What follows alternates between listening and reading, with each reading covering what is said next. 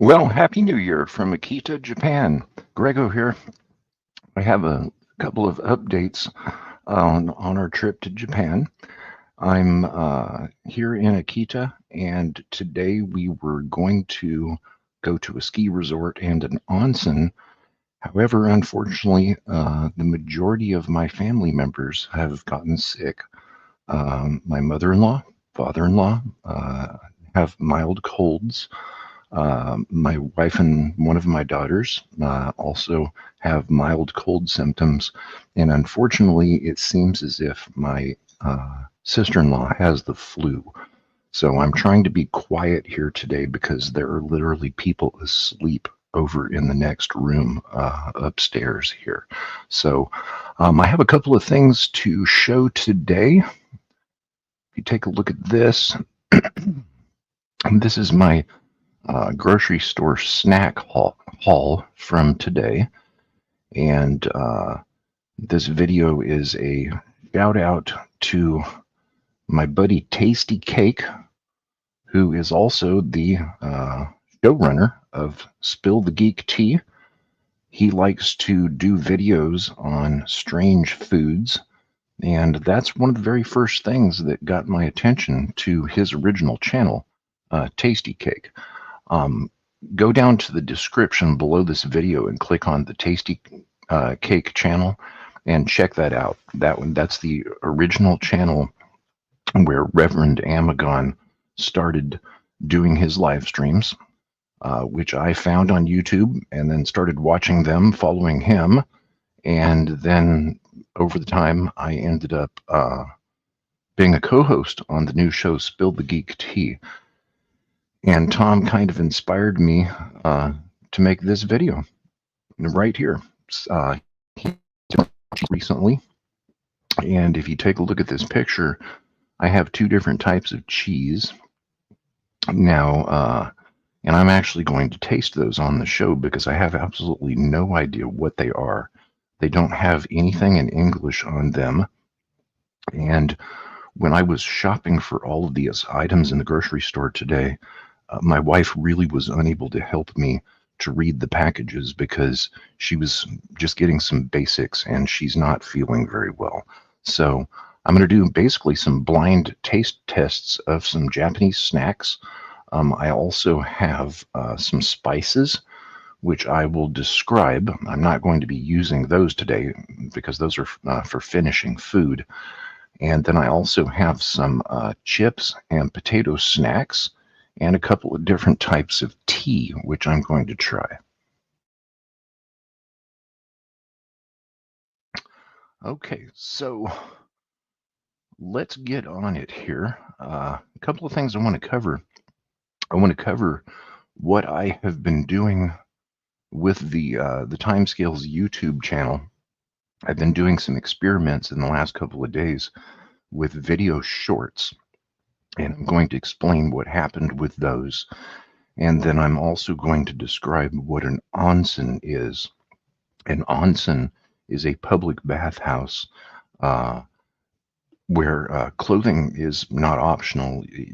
You are not clothed in the bathhouse.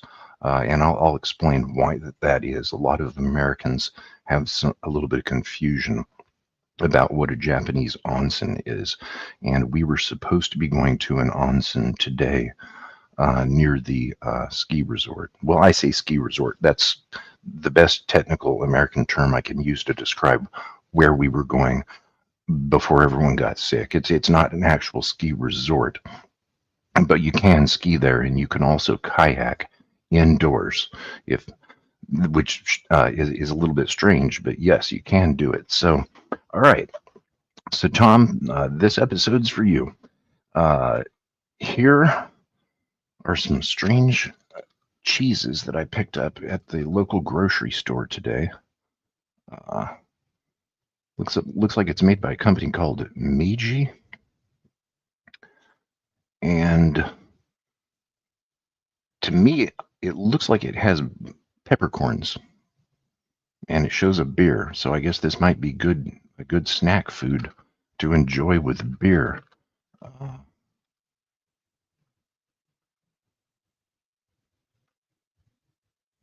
See, there is nothing in English on this. So let's go ahead and let's open this up.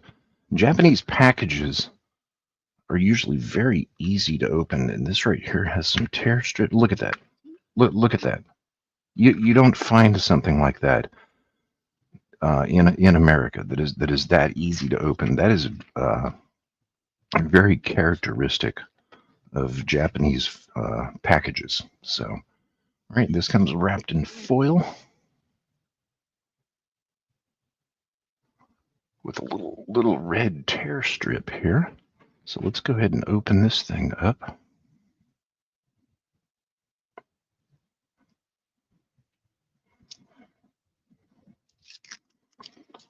Okay. This one is white. Little white block of cheese here. And it does, you can see the pepper inside of it. Little black flakes. Let's try it. To me, it smells like cheddar.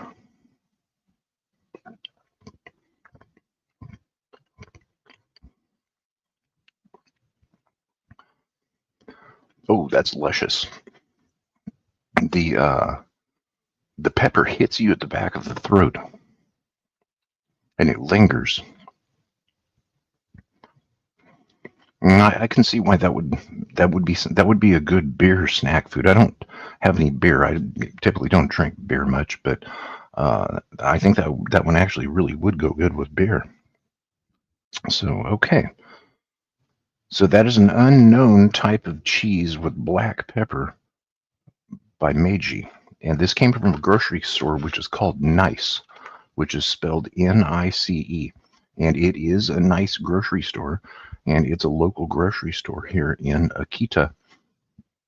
We usually come here every year to visit family, and that's one of our favorite stores to shop at. In fact, there will be a short 3-minute video of me walking around inside that store earlier today, which you can check out. And which, by the way, I am documenting this trip in videos right here on this YouTube channel. There are new videos almost every day, and it shows just the normal aspects of living in Japan as an American who is visiting relatives. Okay. The next cheese we have here is also by Meiji.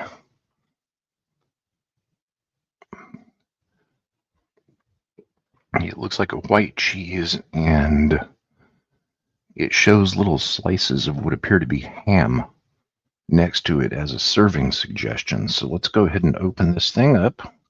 It's got 2 little pieces of tape on the side, which you can cut through with your fingernail really quick. Lid pops off. And it looks like we've got 6 of these in here. Okay, let's get one of these out. Wow, the black pepper cheese is still in my mouth. Matter of fact, let me cleanse my palate. I have a local Japanese spring water here.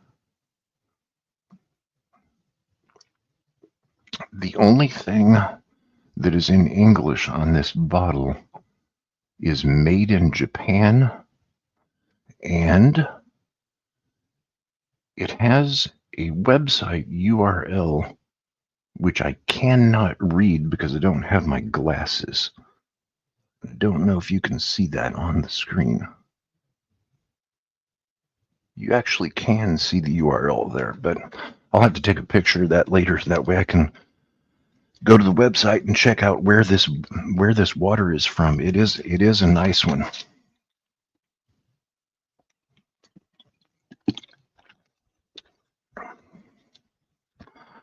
All right, let's get on to this next cheese here.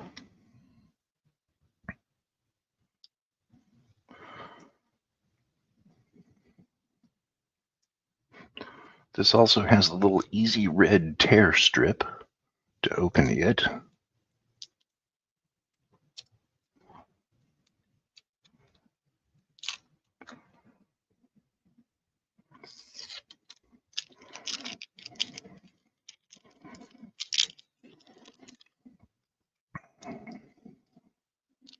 Okay, this has a really soft texture to it.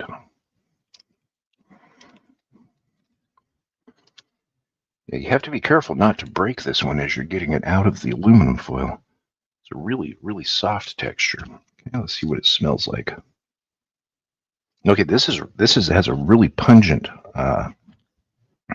very ripe cheese smell. Okay, let's give it a shot.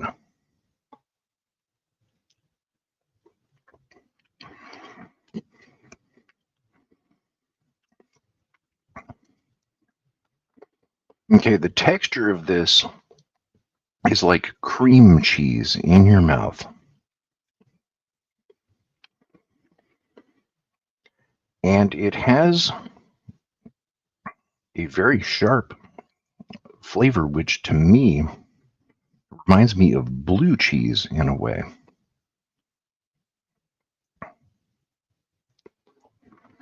Mm, okay. That's a nice one. That is really nice. Okay. Now, moving on, we're going to go to the potato sticks and Pringles-like chips. By the way, Pringles were not invented in America. They were invented in Japan. As far as a dehydrated potato chip that has the shape that it does. And I have some right here. And we're going to compare them to a weird Pringles that you can't get in the United States. But before that, I have a couple of my favorite things that I like to bring home every year. This right here is a hot pepper powder. You can see the screaming chili pepper on there. Of course, what's in English on here? This is made by House Foods, which is a very large spice supplier for retail packages here in Japan. The ingredients are not in English, but I know what this is. This is powdered habanero, and a little bit will go a long way. One bottle of this will last me about a year back in California. This goes really well on eggs for breakfast. If you want something to wake you up in addition to coffee. Now, I have an interesting spice here that I've never seen in the U.S., even at specialty Asian grocery stores in San Francisco and Sacramento. This is yuzu. It's dehydrated yuzu flakes, and you could use this. I'm hoping I don't have the cold that everybody else has, because my throat is scratchy here. I probably do have it, or at least if I don't, I will have to get it since I'm the only one that doesn't have it yet. This right here, a wide variety of things. You can put this in water. It will flavor water, and it goes well on anything that you want to add a citrus flavor to. And you cannot get this in the U.S. The next one, also by House, this is just a powdered red chili pepper. It tastes different than any other American chili powder I've tasted. You can get this in the U.S. At Asian grocery stores, and I picked it up here because it's really cheap. The dollar is powerful against the yen. In the U.S., this bottle would cost about $5, and here it was just $1.20. So, and then the other one is it's the same, but this one is a hotter variety. And once again, these are about $5 in an Asian specialty store in the U.S., and this was $1.28 here when you do the conversion from the U.S. dollar to the yen. Now, when I went and picked these up, I was looking for one by a company called S&B, which is a red powdered chili pepper that you cannot buy in the US. In fact, it's very rare to find it in Japan. It does not say special edition on it or anything like that. But for some reason, it's only in very small rural grocery stores. And the grocery store we went to today was a mid-sized local grocery store. But that particular type of smoked red chili pepper I've only found in really little rural grocery stores, and I don't know why that is because it's by a pretty big name brand. In fact, I like it so much, I've searched the UPC on the web, and um, it only cross-references to a couple of locations in Japan. And it's a very rare pepper from a very large company. And as much as Americans like chili pepper, I don't understand why I'm the only one that seems to have discovered it. So that will probably change over time. All right. Now, teas. I have about 5 different types of Japanese tea here. Tea is very, very popular here. And since I'm doing a little tribute video to Reverend Amagon at Spill the Geek Tea, where I'm also a co-host, it is only suiting that I try some teas. Now, this one here, I have no clue whatsoever as to what this means because I can't read Japanese. And the only thing in English, there's actually nothing in English. So I'm not going to open this one today, but just kind of a note to myself. There's the label. I'll be able to look back later and I'll know what I drank. Now, I have 2 different types of lemon tea here. This one is by Kirin. In fact, I think, yeah, they're both by Kirin, Kirin. This one is one that I've drank for years while in Japan. It's a very, I would say, standard issue lemon tea. And this cost 58 yens. So I would say about 45 cents for this bottle right here. And in the US, it would be a minimum of $3, even if you could find one of these. Now, here's the other one with a slightly fancier label, also but by Kirin, and it's also a lemon tea. However, this one costs twice as much. Actually, it's almost 3 times as much. This costs over $1.20 here.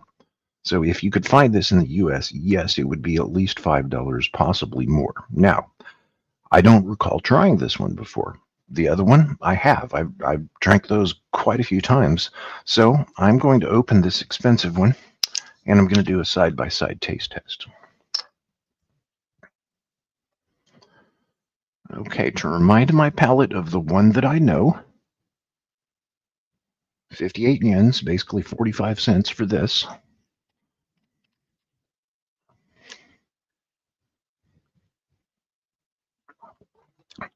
That's lovely. I don't really see how that can be improved upon much. It almost tastes as if it uses lemon peel, very pure lemon flavor. So let me wash my palate.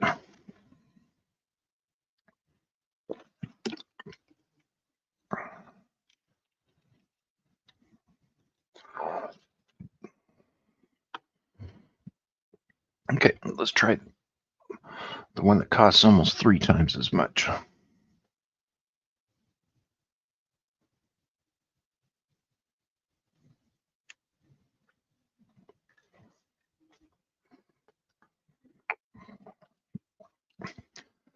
Okay, that's made with black tea. That is the difference right there. Wow, wow. That hits you right there. Wham. Okay, so this right here is for casual drinking. This is when you want to hydrate with lemon tea. Okay, right there. This is for hydration and casual drinking. This is for when, this one is for when you want to enjoy tea with a complex flavor right here. That's, I can tell by just one sip, that's why this costs 3 times as much. And yes, I will get this again. This one rocks.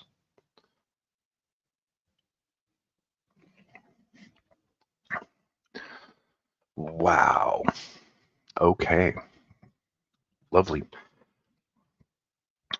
Tastes like Earl Grey. Wow, and then the lemon just keeps coming. The lemon just keeps hitting you. Yeah, that tastes like Earl Grey. Okay, now moving on. I'm not actually going to open all of these snacks, but because I don't want to be wasteful, and I'm not going to eat all of these because today or the next couple of days because it's a lot of sodium. Okay, Jagabee potato sticks. Now, what you're seeing down there at the bottom, which at first may look like a bean or something, that's a baked potato. These are by Calbee. You can find these in Asian grocery stores in the U.S. This is just an absolutely lovely, lovely potato stick snack right here.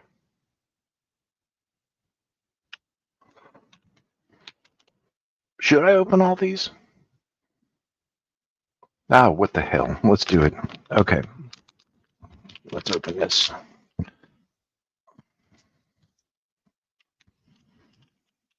I'm not being wasteful. The kids will eat them. Okay, so it looks like a French fry.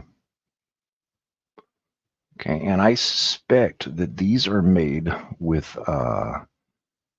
dehydrated potatoes, like a Pringles. In fact, it looks. Tell you what, if this is not an actual potato,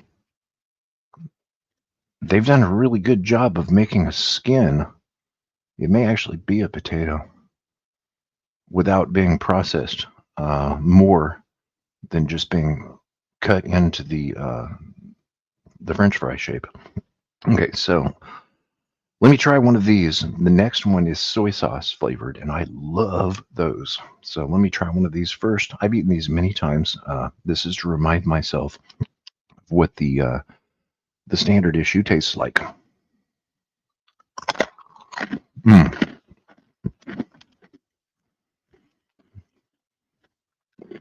Crunchy. Super, super crunchy. God, those things are so awesome. This package right here was this was $1. Okay, when you get these in the U.S., $3 to $5. Okay, this one right here is one that where since I can't read Japanese, I didn't know why it had something on it. If you look at that potato, I thought that looked like caramel or something, but it's not. It's soy. Uh, so these are soy sauce flavored, and then, as typical with Japanese snacks, here, let me show you the back. As typical with Japanese snacks, they're very easy to open. A little notch right there. Get it going, and that's it. American food packages are just freaking barbaric compared to Japanese food packages. So, all right. Oh, God, it's been a year since I've had these. French fry shape. Got you the potato skin there. Okay, I've been looking forward to this.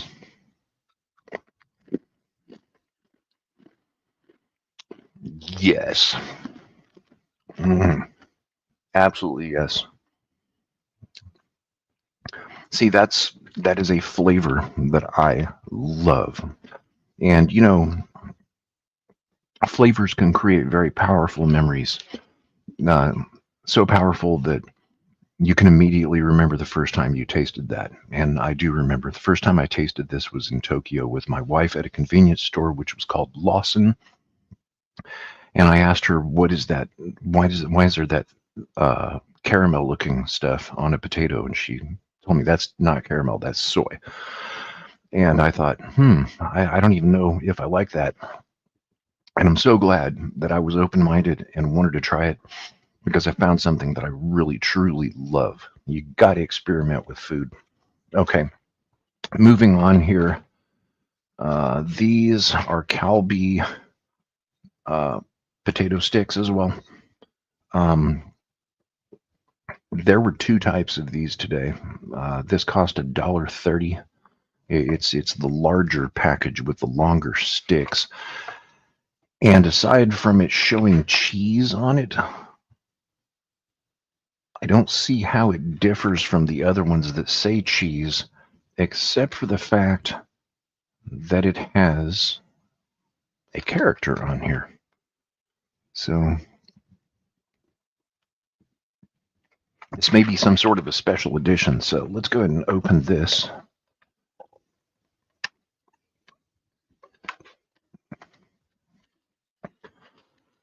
Okay. These are actually visually beautiful. I don't think you're going to be able to see it, even though this camera is high definition, as is this StreamYard recording. This stick actually has little spots of orange cheese. Okay, we'll just go with that, cheese on these. If you've never had one of these sticks, they are underrated. These things are crazy good. And you can find these at Asian specialty stores in the U.S. But I don't know that you'll be able to find this one. Oh, and it has a QR code on it. Here, check this out. This shows the character. Here, let me get that stable. You might be able to scan that QR code right from this.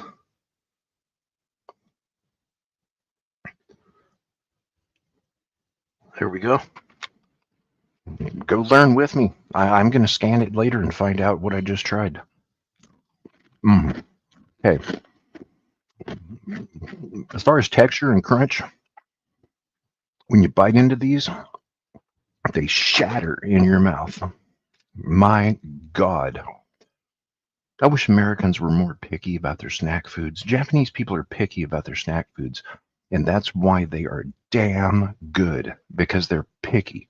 And we should be more picky, because it's a terrible shame that these things are so hard to find in the U.S. and so expensive. This would be a minimum of $4 if you could buy it in the U.S. All right, let me mute the microphone here for a second because I've got to cough.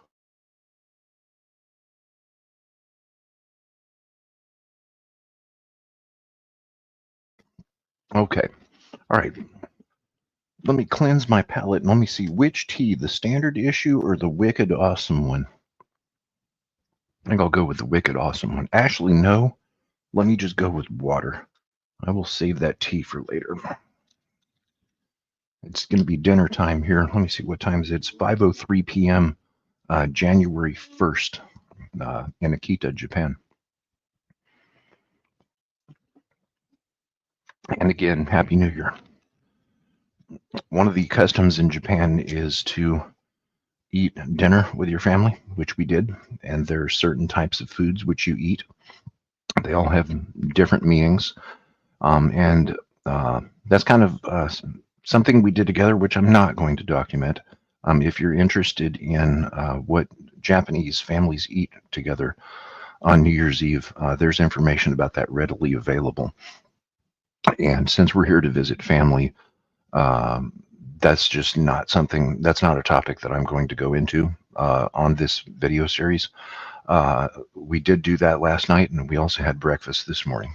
And that is also part of the Japanese tradition. We also watched NHK television. There's a 4-hour-long musical show that is watched by a large number of Japanese people for New Year's Eve. We had a really, really fun night. So I'm going to talk about onsens for like maybe 1 or 2 minutes, and then YouTube experiment for a couple more, and I'm going to end this. But to end this section of food, Pringles wasn't first, okay? This company was. YBC with the star chip. YBC was first, not Pringles. These things have been around since the 70s. Oh, I'm sorry, I said Star Chips. It's Chip Star. Now, let's see. What's in English on here? Absolutely nothing. But these are basically what Pringles copied. It's dehydrated potatoes. So let's get this thing open here. Okay, the lid is easy. You just pop it to break the seal, and then they are enclosed in a plastic bag here.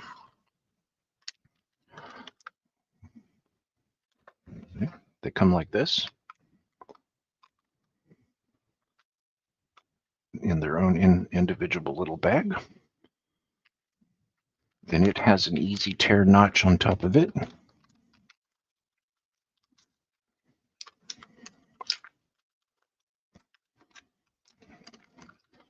And there you have access to your chips.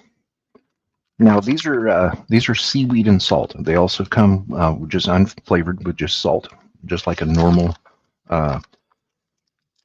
Pringle, as you would know in the U.S. or the UK or wherever else you find Pringles. Okay. As you can see, once you open the bag, they're stacked just like this. And I keep wanting to say they look like Pringles. No, Pringles look like these. These were first. Okay, let me grab one here.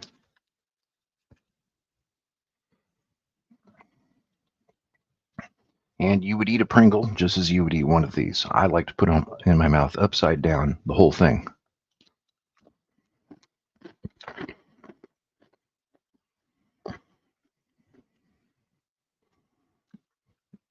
You know, people always like to say foods are better, like this one's better, that one's better, this one's better.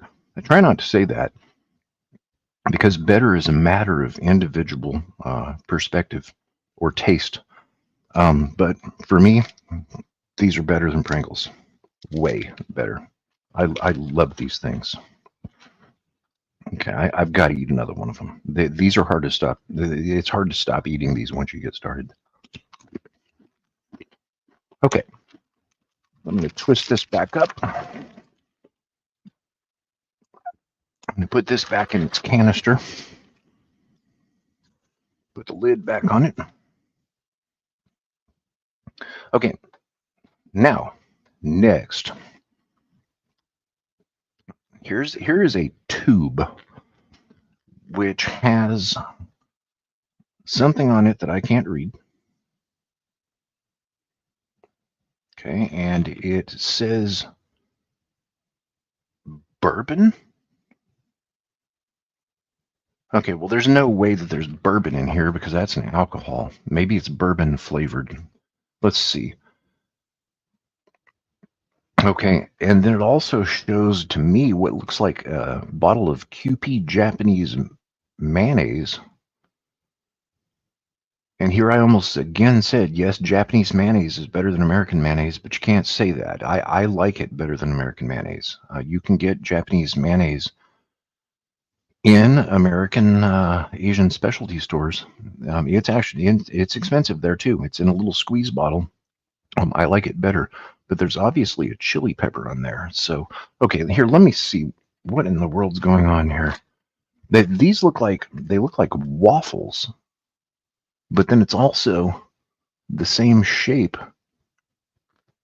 that Chip Star is by YBC. That Pringles was inspired by. That's what I should be saying, not copied, inspired by. Okay. All right, so let's open this thing. Oh, English. Let's find some English. Oh, okay. Bourbon is the company that makes these. There's no bourbon in these, and I don't believe they're bourbon flavored either. There's a website, bourbon.co.jp for Japan. So, all right. Okay, this package is also easy to open. I just used my fingernail to slice around the cap and off it comes. Okay. These also come in an additional plastic bag, which you take them out of the tube. I'm curious about this. Mayonnaise and pepper? I saw a mayonnaise and corn pizza on a menu yesterday. In fact, if you look at the timescales on Twitter, which is just basically at the timescales on Twitter, I posted a picture of that menu. That's also where our food was delivered by a robot, and I put a short of that on YouTube, and it went viral. And more about that here in just a couple minutes. Okay.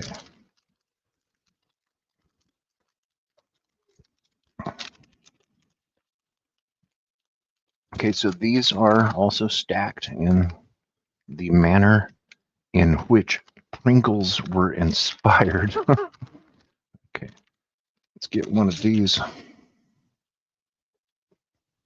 Okay, now this does not have as much of a waffle. Oh, you can see it better in the light on the screen than I can with my eyes. Yeah, it does have a waffle. Uh, it's got some waffle going on there. Okay, so let's see what this tastes like. It doesn't have any smell that I can pick up. No smell at all. Okay, here we go. Nope, palate cleansing. Let's do that.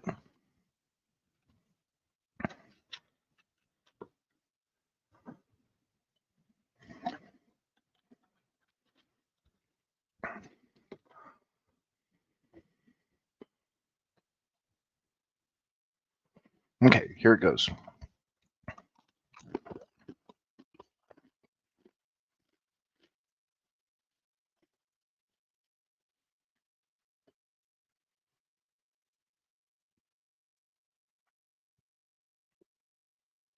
Hmm. I am not getting any mayonnaise or chili pepper flavor unless my mouth is just, or my taste buds are just getting too confused by all this.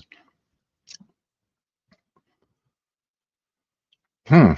Very strange. Now the texture is freaking killer. Okay, the texture is absolutely awesome when you crunch into these things. But mayonnaise? Okay, there it is. I got the mayonnaise, but no chili yet. I have a high tolerance for chili pepper. I put chili pepper on anything that you can put chili pepper on. I'm a huge connoisseur of chilies, and I use chilies a lot in my own cooking, from Texas red chili to Indian cooking. And breakfast eggs are the perfect blank palette for trying different varieties of chili powders and liquid chili pepper sauces. So let me give this one another shot.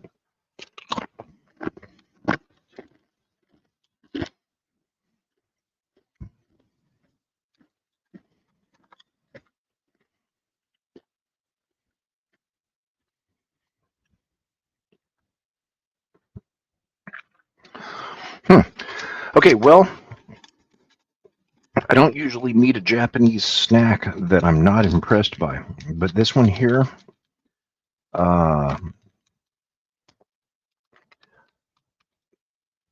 doesn't live up to the package. It does not live up to what I was expecting. Now, okay, now I'm starting to get some chili.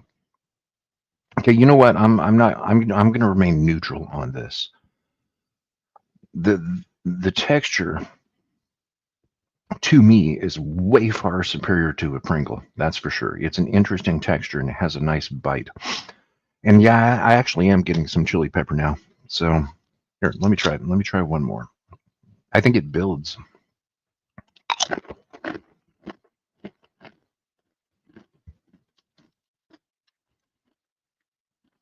Here, let me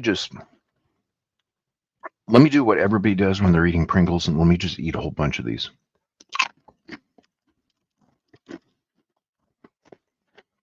Who eats one Pringle, right?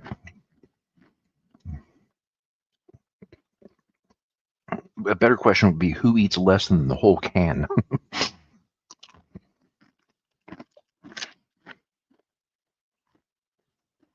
Mm-hmm. Okay, the chili is building.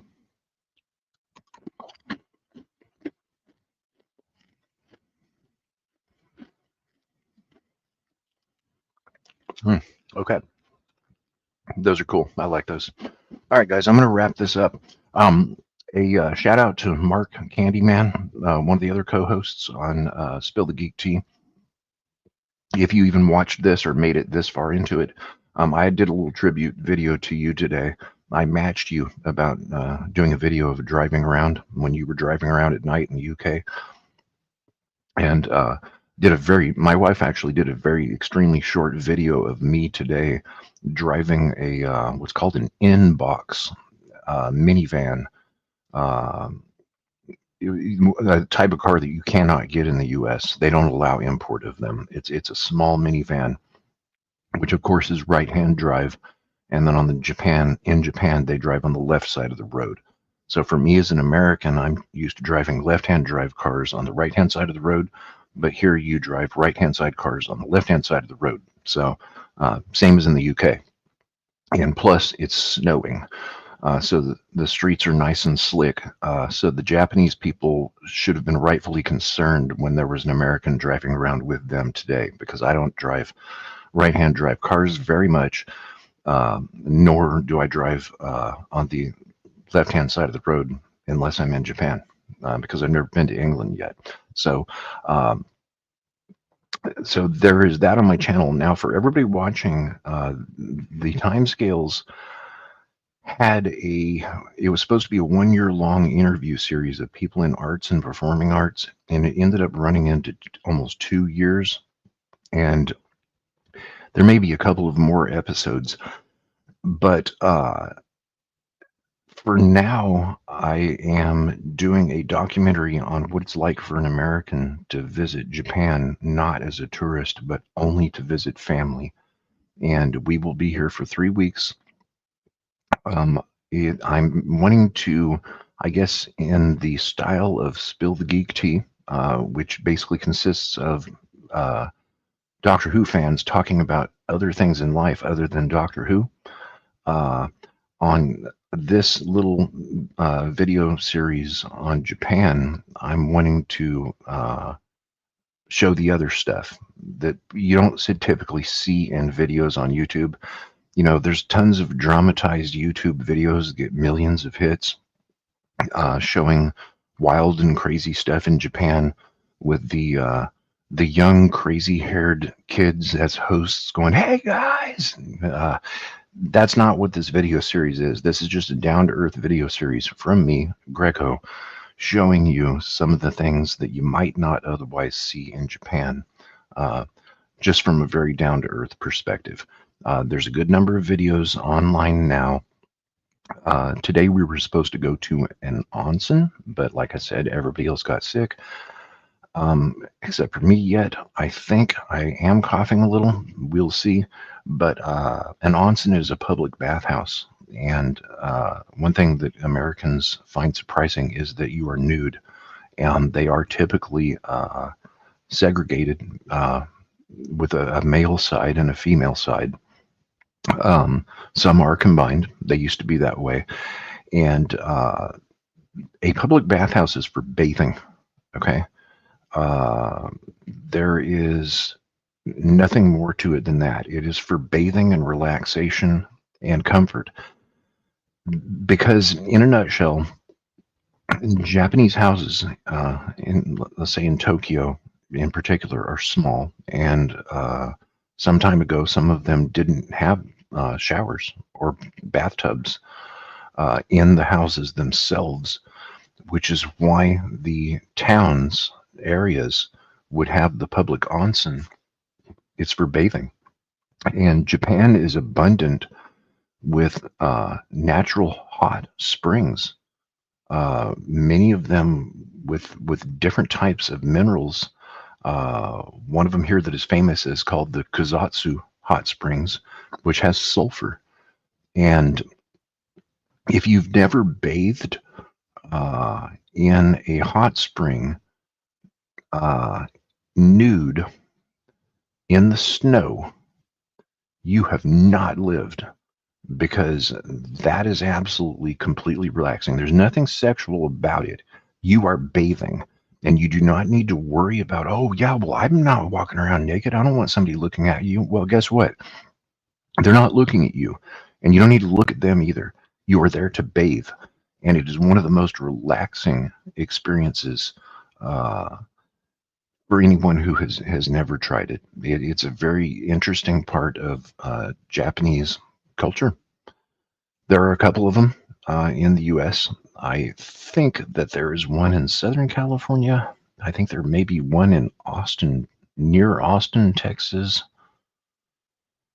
or something like that. Maybe further south in Texas. But I am bummed out because we couldn't go to the onsen because my family is sick, and it seems to be one case of the flu and 5 cases of 2 different types of common colds, and everyone is just basically resting. And I thought it would be fun to do a snack food video. I have always wanted to do this. I was inspired by Reverend Amagon, my buddy Tom over there in Georgia, by watching these food videos, and I always wanted to do one. Well, the time was perfect for this because I have some spare time, and I'm here in Japan, and I missed one. Check this out. Pringles. Okay. Yes, they have Pringles here, but we don't have these in the US. This flavor is called Hi Cheese. Okay. Now, if it says Hi Cheese, you better look out because this is going to taste like cheese. They have some other cheese snacks here. They're cheese chips that are triangle shaped, sort of like these real cheeses that I was eating earlier, where you'll have one that it says 60% cheese, and then one that says 90% cheese. Okay, well, you eat that one that has 90% cheese, wham! You're not going to want cheese for a couple of days. So, all right, let's check these out. Pringles High Cheese. Looks like it shows some queso there. I see Swiss cheese, Parmesan. Uh, wow. Is this? It even shows blue cheese at the bottom. Okay, this is going to be an adventure. So, what's in English? What is in English? Wow, big company like Pringles, absolutely nothing in English. There's a QR code right here. I don't know where that would take you. Oh, in tiny print on the back, Pringles.com. Oh, really? Pringles.com lists Japanese cheese flavors, Japanese Pringle flavors. I have to go check that out. I wonder if that's true. Okay, so typical American style package, but the cap is different for some reason. It's a hard plastic cap. Okay, let's see if these are easier to open than the American ones. Yeah, I would say about the same. Holy cow. Okay, and here's how they look. These are not stacked as well as the Japanese ones from earlier. So let me get one of these. Okay, let me cleanse my palate.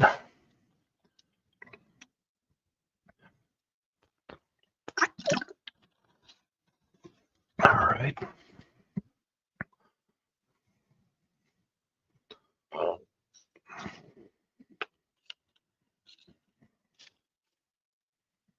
couple of them are broke, just like in America. Okay.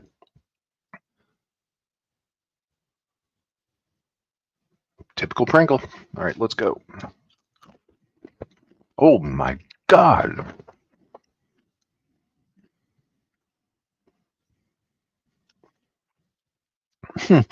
Nope, I'm not eating very many of these, or I won't be able to taste anything but cheese for the rest of the day. And we haven't even had dinner yet, so.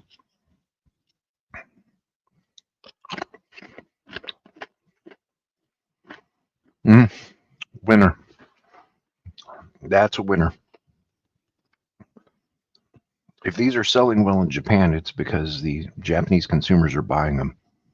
And they're buying them because they freaking rock. And I wish we could get these in the US. That's insane.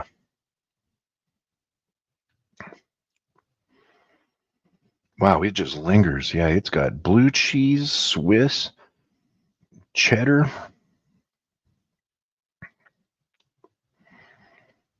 Wow. Okay, that's really cool. Okay, so one last thing I'm gonna touch on here is the YouTube experiment that I have been doing the last couple of days. Okay, the Timescales channel started about 2 years ago. It was an interview series. My daughters asked me if they could make a YouTube channel. They said, "Hey, Daddy, can we make a YouTube channel?" And I didn't tell them no, but I went ahead and made one for them, or not for them. I made one in order to show them how to make a channel. Plus, I was curious about it myself. I had a YouTube channel 20 years ago. It had like 200,000 followers and millions of views, and it got deleted somewhere around 2006 or 7. Maybe it was later than that. Um, it got deleted for one single copyright infringement. There was a U.S. televangelist named Jimmy Swaggart who was somebody somehow stealthily recorded him at a Christian evangelical event. Uh, I call it a cult gathering, but he was sweating and he was screaming at the crowd of his followers so badly that he was spitting, and he actually implied that gay people should be. Well, actually, I'm not going to say that on YouTube because I don't want to cause a problem by saying that. He said something that was really extremely unacceptable, that could incite people, and there was no excuse for it whatsoever. And I wanted people to see this guy for who he is. So I uploaded that video to YouTube, and I guess when you're spreading the word of God, you have to copyright what you're saying, right? God wants you to copyright what you're saying when you're speaking his words for him, right? Apparently so, because the company that Jimmy Swaggart has contacted YouTube. I think YouTube was only like less than 5 years old, and filed some complaint, and it was because they didn't want their followers, the people that they have brainwashed, that are giving them huge ass amounts of money. They didn't want them seeing him saying that something bad should be done to gay people while he was sweating and screaming and just spit flying out of his mouth. Um, they didn't want they had to hide that from the public. So that's when my original YouTube channel got deleted. I said, screw it. There's more stuff to do. YouTube was a waste of time back then. Um, so this channel is about 2 years old, and the current interview series is documenting what it's like as an American going to Japan just to visit family, just showing you the normal things. So that's the content that you will find at present. I'm also a co-host on Spill the Geek Tea. Spill the Geek Tea is run by Reverend Amagon, also known as Tasty Cake. The first person, Legend of the Traveling TARDIS. He is on Legend of the Traveling TARDIS. That's actually one of the first places I ever saw him. And I think that's why the YouTube algorithm suggested his channel.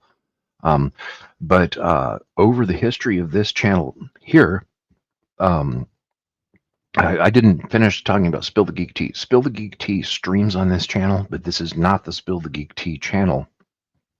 Spill the Geek Tea it has its own main channel. It co-streams onto here in order to get more exposure, and I like that because I'm on it. That's great. So the Timescales had 775 followers as of about a month ago, and I had never used shorts.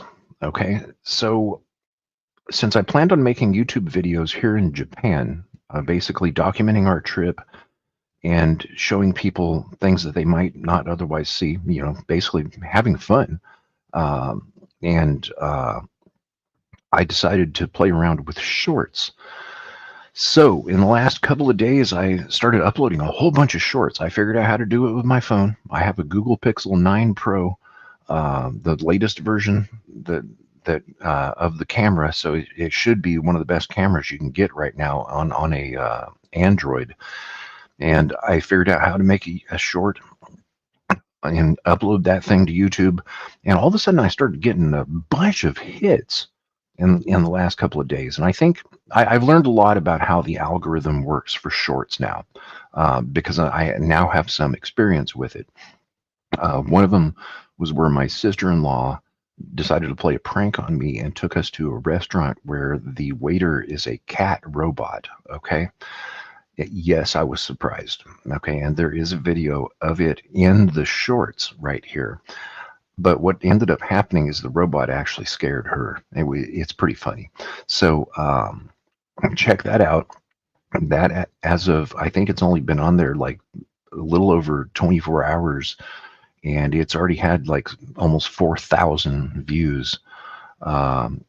Shorts work differently because the amount of views don't really matter, but it helps you accumulate watch time. And YouTube is who dictates what shorts you will watch. You can't search through shorts. You can only find them in the YouTube short feed. So that's all AI generated. AI tries to determine what it thinks that you will like. And that's how the shorts work. Got a quick cough here. I'll be right back.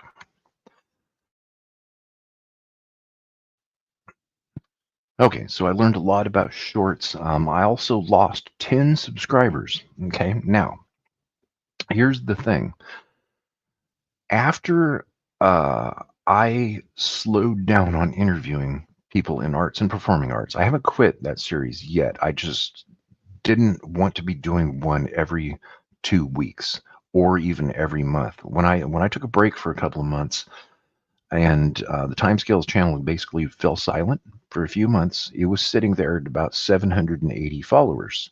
Um, and all of a sudden, I started co-streaming Spill the Geek Tea. And over time, a couple users started dropping off. Okay. Now, there's one way of looking at that. Do people not like Spill the Geek Tea show? That's not it. What it is that when a channel is sitting there stagnant, people have forgotten about it. And that's why no one unsubscribes. Okay. So when all of a sudden there was new content, people remembered it, and that helped them to decide, oh, I want to unsubscribe to this for whatever reason. They weren't unsubscribing from the content, they just forgot they'd been subscribed until they saw something new. And I guess people like cleaning on YouTube. I don't understand why. I don't unsubscribe to anything. You can subscribe to as many channels as you want, so why waste your time unsubscribing from any of them? So that happened. However, it started building for each person that would leave, a new one would subscribe. So that's good because the viewers that left weren't watching it anyway, so it didn't matter. And the ones that have arrived are now watching it because they've just subscribed. So there's a little bit of a churn there. So for anybody that sees that you've lost some subscribers when you haven't done videos for a while, and then all of a sudden you do a couple more, don't worry about that. You'll pick up the other ones to replace the ones that have left, and you'll have better quality subscribers because they're there because they want to be there instead of being there because they forgot they were, if that makes any sense. So that happened. And that's really pretty much all I can think of right now. Go and check out the videos that I've done. You're going to see a walkthrough of an extremely awesome geek store with toys, video games, musical instruments, CDs, DVDs, anime, comics, clothing. That's coming out. It's scheduled. And in the shorts, you'll see a bunch of little places that we've been in really short videos. I have also shown some average, plain old neighborhood stores in a mid-sized town here in Akita, Japan, a shoe store. a grocery store. And as soon as I'm done with this video, there's going to be another grocery store. And then there's going to be that short of me driving around in that awesome little Honda minivan, right-hand drive on the left-hand side of the road. So it's fun stuff. I'm enjoying it, and I hope you are too. So stay tuned here on the Timescales channel for some fun. Uh, you can expect to find something that you haven't seen before. You know, some of the things about being an American tourist or an American in Japan that's not a tourist and only here to visit family, and what it's like just to go in the 7-Eleven. Believe it or not, going in a 7-Eleven in Japan as an American is a fun experience. It's a really cool store here. Um, so stay tuned. And you are also on the channel that co-streams Spill the Geek Tea every single Monday night. That comes out at 3 o'clock San Francisco, 5 o'clock Chicago, and 6 o'clock New York City. Spill the Geek Tea it's a geek show.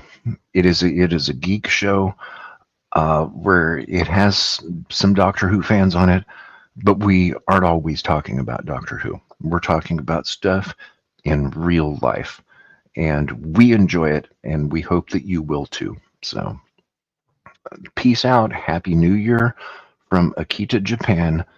Thank you for watching my channel, and if you're not subscribed, please do. It's always nice to get a new subscriber. Okay. Good night, everyone. It is 5:37 p.m., January 1st, in Akita City, the capital of the Akita Prefecture, Nippon. Peace out.